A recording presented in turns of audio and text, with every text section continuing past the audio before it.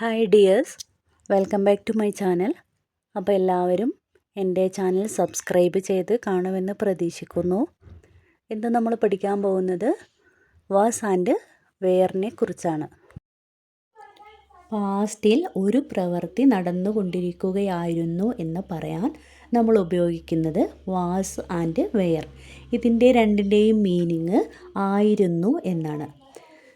Was ഉപയോഗിക്കുന്നത് singular സബ്ജക്റ്റായ he she ഇറ്റിൻ്റെ കൂടെയും വെയർ ഉപയോഗിക്കുന്നത് പ്ലൂറൽ സബ്ജക്റ്റായ ഐ യു വി ദേൻ്റെ കൂടെയുമാണ്. നമുക്ക് കുറച്ച് എക്സാമ്പിൾസ് നോക്കാം. ഞാൻ വിളിച്ചപ്പോൾ അവൾ പഠിക്കുകയായിരുന്നു. She was studying when I called her. ഇത് രണ്ടും പാസ്റ്റിൽ നടന്നൊരു കാര്യമാണ്. പാസ്റ്റിലാണ് വിളിച്ചത്.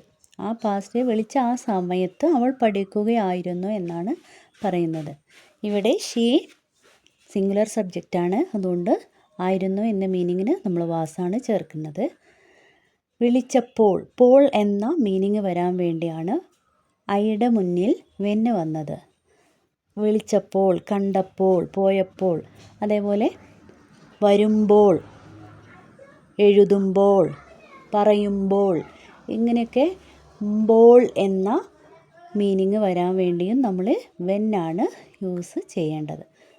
നെക്സ്റ്റ്, ഞാൻ അവിടെ എത്തുമ്പോൾ അവൻ ഉറങ്ങുകയായിരുന്നു. He was sleeping when I arrived. ഞാൻ അവിടെ പോയപ്പോൾ അവർ കളിക്കുകയായിരുന്നു.